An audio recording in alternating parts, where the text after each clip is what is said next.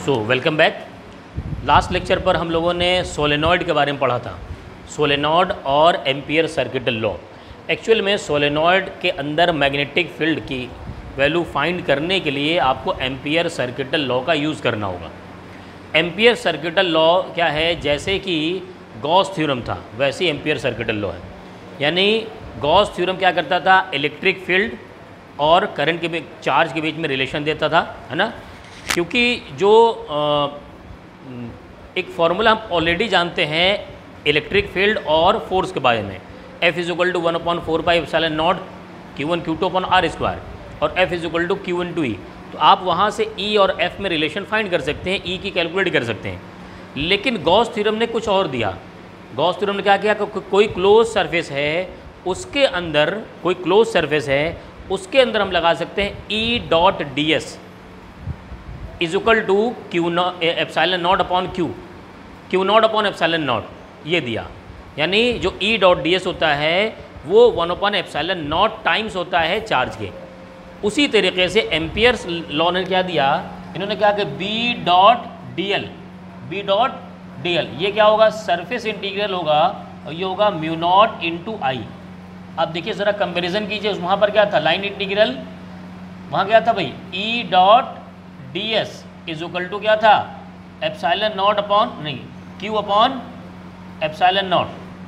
Q/ε0।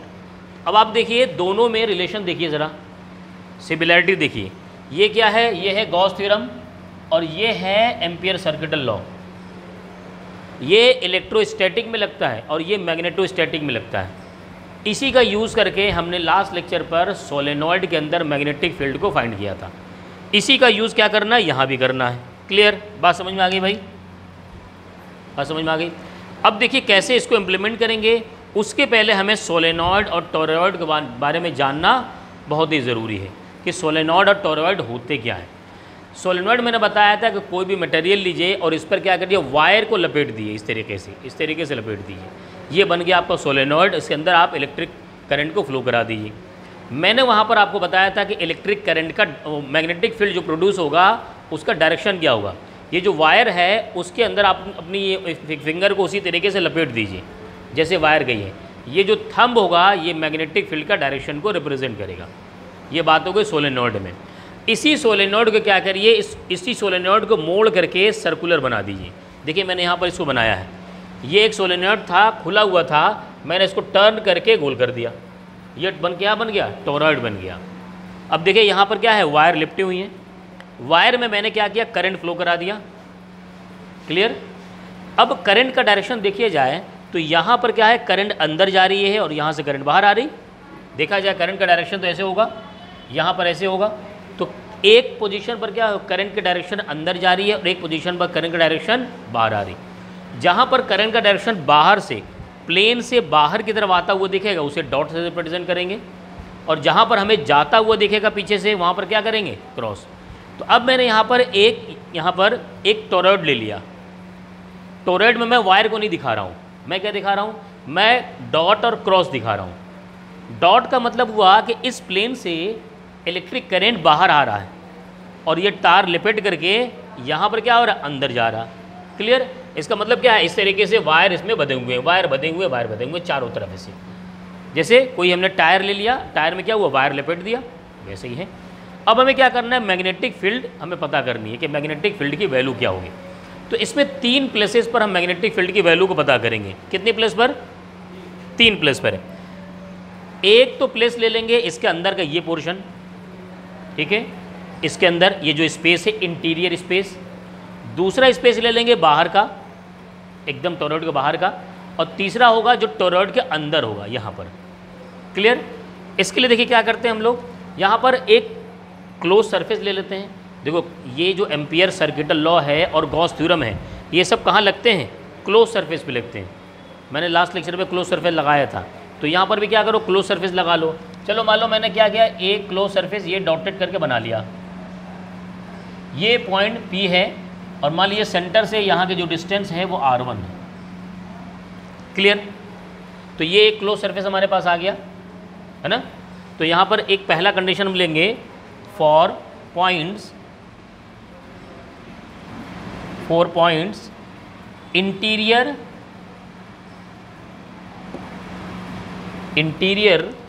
To the toroid. ये interior portion है। अच्छा, अब यहाँ पर एम्पियर सर्किट लॉ ज़रा लगाइए, क्या होता है भाई, B dot D L surface integral is equal to mu naught into I, mu naught into I. अब देखिए यहाँ पर क्या करना है, ये इसके अंदर मान लो मैग्नेटिक फील्ड की वैल्यू है B1, कितनी है B1, और इसको इंटीग्रेट करोगे dl को तो पूरी लेंथ आ जाएगी L। तो मैं इसको ले लेता हूँ यहाँ पर L1 कह दो, और यहाँ पर mu naught into I, mu naught into आई, ठीक है। अब एक बात बताओ, जो करंट है वो कहाँ फ्लो हो रहा है, वायर में। ये जो वायर हैं इसी में तो करंट फ्लो हो रहा है। क्या इसके अंदर स्पेस के अंदर करंट है? नहीं है। करंट कहाँ भाई, वायर में है ना। तो यहाँ पर करंट कितना होगा, इस इंटीरियर पर, इस डॉटेड पॉइंट पर कितना है, 0 है। क्लियर। इसीलिए इंटीरियर के अंदर जो मैग्नेटिक फील्ड आएगा वो क्या होगा, 0। बस समझ में आ गया एकदम। एम्पियर सर्किट लॉ लगा दिया हमने, यहाँ पर क्लोज सरफेस लिया, क्लोज सरफेस का जो रेडियस है वो R1 है, वो हमने, अगर हम यहाँ वैल्यू 0 ना होती ना तो मैं यहाँ L की जगह 2 पाई R रखता, क्योंकि इसकी लेंथ कितनी होती है 2 पाई R, लेकिन चूँकि राइट में 0 हो गया इसलिए मैंने रखना ज़रूरी नहीं समझा। चलिए सेकंड पॉइंट पे ले लेते हैं, एक और यहाँ पर क्लोज सरफेस हम कंसिडर कर लेते हैं, है ना। चलो कौन सा पॉइंट ले लेते हैं, इसके अंदर ले लो, ये हमने ले लिया इसके अंदर, और सेंटर से इसका रेडियस कितना हो जाएगा, R2 कह दीजिए। क्लियर भाई, सेंटर से इसका रेडियस R2, तो ये हो जाएगा 4 point interior of the toroid. यहाँ पर इंटीरियर न करके इंटीरियर स्पेस कह दीजिए, क्योंकि ये स्पेस का ना खाली एरिया था, ये तो खाली एरिया नहीं है। इस पे देखो ये वाला पोर्शन, ये वाला पोर्शन, ये जिस पे वायर लिपटा हुआ है, इसी के अंदर हमने यहाँ पर ले लिया एक, क्या ले लिया, क्लोज सरफेस ले लिया। तो यहाँ एम्पियर सर्किट लॉ लगाते हैं, क्या होगा भाई, फॉर्मूला क्या है, B डॉट डी एल, दोनों वेक्टर हैं, is equal to mu naught into I. क्या इसके अंदर करंट है? हाँ है, क्योंकि इसके अंदर तो वायर भी है, ठीक है। अच्छा, अब इसको इंटीग्रेट करेंगे तो B के जगह B2 हो गया, B2 इंटू ये हो जाएगा DL क्या जाएगा, L2 is equal to mu naught I. अब जरा एक बात बताओ, ये L2 की वैल्यू क्या होगी, ये जो लेंथ है वायर, कोई सर्कुलर वायर है, इसकी लेंथ पूरी कितनी होती है, 2 पाई R, है ना। तो यहाँ पर क्या लिख देंगे, B2 into 2 pi R2 is equal to mu naught I. अच्छा, ये तो मैंने एक लाइन के लिए लिया, कितने लिए, एक लाइन के लिए। यहाँ क्या हो सकता है, B2 is equal to mu nought n I upon 2 pi R2 where n is the number of turns. भाई ऐसे ऐसे करके बहुत सारे हैं ना, तो बहुत सारे वायर लिपटे होंगे, तो क्या हुआ, n is the number of turns है, तो यहाँ पर क्या आ जाएगा, B2 is equal to mu nought n I upon 2 pi R2। अच्छा, अगर मान लीजिए एग्जाम में आपको ऐसे ना दिया हो, वो दिया हो n is equal to number of turns per unit length, per unit length, small n कर दिया, तो स्मॉल कैपिटल N कितना हो जाएगा, तो n इंटू 2 पाई R2। ध्यान समझिएगा जरा, ध्यान समझो, ये कैपिटल N क्या है, total number of turns, total number of turns, तो यहाँ मल्टीप्लाई कर दिया। अब अगर एग्जाम में ये ना दिया हो, क्या दिया हो, number of turns per unit length, number of turns per unit length, यानी स्मॉल n गिवन हो, तो टोटल टर्न कितना हो जाएगा, number of turns per unit length into total length. Clear, total length कितना है 2πr2। तो यहाँ पर क्या रख देंगे भाई, B2 is equal to mu nought, ये वैल्यू रख दिए n into 2πr2 into I upon 2πr2। 2πr2 से 2πr2 cancel, B2 is equal to mu nought n I, where small n क्या है, number of turns per unit length. तो total length कितना होगा, per unit length से total length multiply कर दो, number of turn per unit length से total length से मल्टीप्लाई करेंगे तो टोटल टर्न आएगा, सिंपल। तो ये जो वैल्यू है यानी मैग्नेटिक फील्ड टोरॉइड में होगा, लेकिन कहाँ होगा, इसके इंटीरियर में, इसके अंदर, जो टायर बना हुआ था सर्कुलर उसके अंदर होगा। और उसके अंदर जो इंटीरियर स्पेस है उसमें कितना आया, उसमें कितना आया भाई, 0। कितना आ गया, 0। अच्छा, एक और यहाँ पर हम क्या कर सकते हैं, एक और स्पेस ले लें। कहाँ पर, दो जगह पता कर लिया ना, अंदर वाले पर और इस वाले पर। चलो यहाँ पर कोई हम क्लोज सरफेस ले लेते हैं। यहाँ पर हमने क्या किया, क्लोज सरफेस ले लिया और यहाँ से रेडियस बना लेते हैं इसका R3। तो क्या होगा, 4 पॉइंट्स एक्सटीरियर ऑफ टोरॉइड, इसके एक्सटीरियर में ले लिया गया बाहर। तो यहाँ भी एम्पियर सर्किटल लॉ लग जाएगा क्योंकि यह एक क्लोज सरफेस बनी हमने बनाया है। तो ये हो जाएगा B dot DL is equal to mu naught into I. क्या मैग्नेटिक फील्ड बाहर होगा इसके, नहीं होगा। B की वैल्यू यहाँ पर सिंपल से 0 हो गई अपने आप ही, इसीलिए आप डायरेक्ट लिख दीजिए B इज इक्वल टू 0। ये आपको मैंने सोलेनोइड में करके दिखाया था। मैंने AB, BC, CD और DA लिया था, 4 पॉइंट्स लिए थे और फिर मैंने वहाँ एंगल करके दिखाया था। ठीक है, तो बाहर कितना था मैग्नेटिक फील्ड, वहाँ 0 था वहाँ भी। तो इससे क्या पता चला कि इंटीरियर स्पेस पर मैग्नेटिक फील्ड 0, एक्सटीरियर स्पेस पर मैग्नेटिक फील्ड 0, लेकिन जो इंटीरियर का पोर्शन है ये वाला पोर्शन, इसमें मैग्नेटिक फील्ड की वैल्यू म्यू नॉट n आई है। अब यहाँ से एक बात और है, अगर हम करंट की वैल्यू बढ़ाएंगे तो क्या मैग्नेटिक फील्ड की वैल्यू बढ़ेगी, हाँ बढ़ेगी। B is directly proportional to I है। अच्छा एक बात बताओ, क्या अगर टोरॉइड का रेडियस बढ़ा दिया जाए तो क्या मैग्नेटिक फील्ड की वैल्यू बढ़ेगी?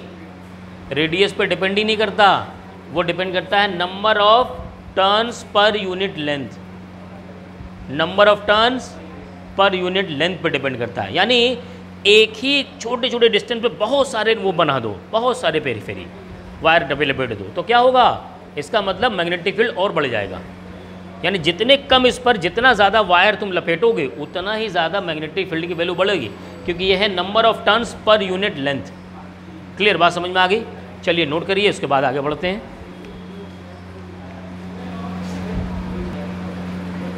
आइए फिर टोरॉइड पर और सोलेनोइड पर दोनों पर एक एक न्यूमेरिकल देखते हैं ना। ध्यान दीजिए भाई, इधर न्यूमेरिकल देखते हैं। फर्स्ट न्यूमेरिकल देखते हैं, कह रहा है a 0.5 metre long solenoid has 500 turns, यानी यहाँ पर दिया हुआ है कैपिटल N की value 500 and has a flux density of 2.5 to 10⁻³ tesla, यानी यहाँ पर मैग्नेटिक फील्ड की वैल्यू गिवन है 2.5 to 10⁻³ tesla at its centre. तो ये सोलेनोइड है, टोरॉइड मत समझ लेना, है ना, सोलेनोइड है। टोरॉइड के सेंटर पे तो होता ही नहीं है magnetic field. Find the current in the solenoid, यानी आई की वैल्यू पूछ रहा। देखिए हमारे पास फार्मूला है B is equal to mu nought N I upon, अच्छा उसमें रेडियस आ जाएगा तो इसको लिए क्या करते हैं, mu naught small N I upon 4 पाई। सही है, क्या फॉर्मूला था, mu nought N I upon, नहीं सीधे सीधे म्यू नॉट N I तो था।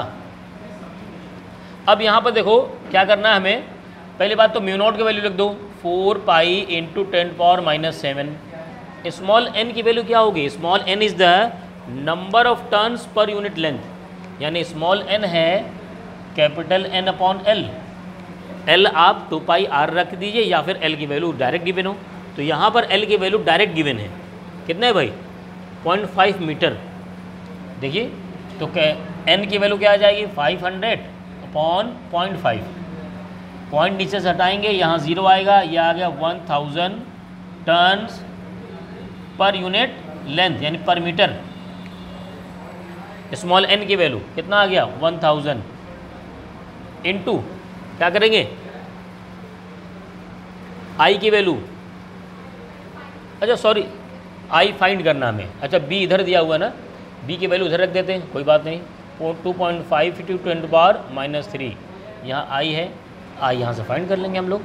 तो 2.52 × 10⁻³ अपॉन 4 × 4.13 × 10⁻7 × 1000 सॉल्व करेंगे, आपको 2 पॉइंट समथिंग आएगा, 2 एम्पियर के आसपास सॉल्व हो जाएगा।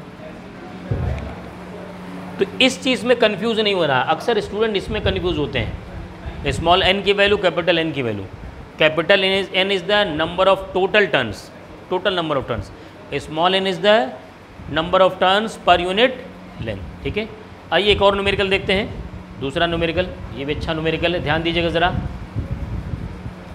कह रहा है a coil wrapped around a toroid has inner radius of 20 centimetre. देखो टोरॉयड और सोलेनॉइड कैसा होता है, सोलेनॉइड सीधा होगा, टोरॉयड कैसा होगा भाई, बना देते हैं इसको हम। ये रहा हमारा एक इनर रेडियस उसका, और ये रहा एक आउटर रेडियस, ये तो है। अब चलो मैं जल्दी के लिए ऐसे करके बना देता हूँ, ये रहा हमारा टोरॉयड, समझ गए होगे इसे। अब देखो इनर रेडियस को मैं मान लेता हूँ, ये हो गया R1 और ये हो गया R2। तो ये कह रहा है हैज़ इनर रेडियस, R1 की value 20 centimetre and an outer radius of R2 25 centimetre. कह रहा है if wire wrapping makes 800 turns, यानी कैपिटल N की value 800 turns and carries a current 12 ampere, I की value 12 ampere. What are the maximum and minimum values of the magnetic field within the toroid. देखो formula देखो, capital N के साथ जो formula आया था वो क्या था, B = μ0 Ni अपॉन 2πr, यही था, μ0 Ni अपॉन 2πr।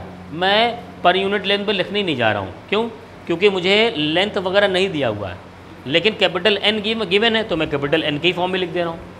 अच्छा अब यहाँ दो जगह हो ना, जो मैंने फाइंड किया था अभी डेरिवेशन में, वो तो हमने किसी कोई एक पॉइंट यहाँ पर लिया था, तो जाहिर सी बात है अगर इस रेडियस पे लो तो अलग मिलेगा, इस रेडियस पर लो तो अलग मिलेगा मैग्नेटिक फील्ड की वैल्यू।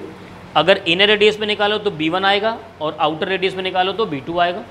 अगर हम B1 की वैल्यू निकालना चाहें तो क्या आ जाएगा, μ0 4π × 10⁻7 × n, कितना है 800 एंड I 12 अपॉन 2π × r की जगह रखेंगे R1 और सेंटीमीटर में तो मीटर में कन्वर्ट कर लो तो 0.2 हो जाएगा ना। इससे कैलकुलेट करो एक वैल्यू आएगी। उसी तरीके से जब B2 कैलकुलेट कर रहा हूँ तो अब रेडियस R1 न रखो, अब रेडियस क्या रखो R2। तो यहाँ पर क्या हो जाएगा 4π × 10⁻7 800 × 12 अपॉन 2π और रेडियस बदल का हो गया 0.25, इससे एक वैल्यू आएगी। देखो एक वैल्यू कम आएगी, एक वैल्यू ज़्यादा आएगी। डिनोमिनेटर में जहाँ वैल्यू ज़्यादा है वहाँ वैल्यू कम आएगी, और जहाँ वैल्यू कम है डिनोमिनेटर में वहाँ वैल्यू ज़्यादा आएगी। तो जो B1 ज़्यादा आएगा वो मैक्सिमम होगा, और जो B1 कम आएगा वो क्या होगा, मिनिमम। यही पूछ रहा है वो, दो वैल्यू यहाँ पर है, दोनों देख लीजिएगा, सॉल्व करके फाइंड करेंगे। क्लियर, चलिए नोट करिए, उसके बाद अपने टेक्स्ट बुक से और भी न्यूमेरिकल आप लगाइएगा।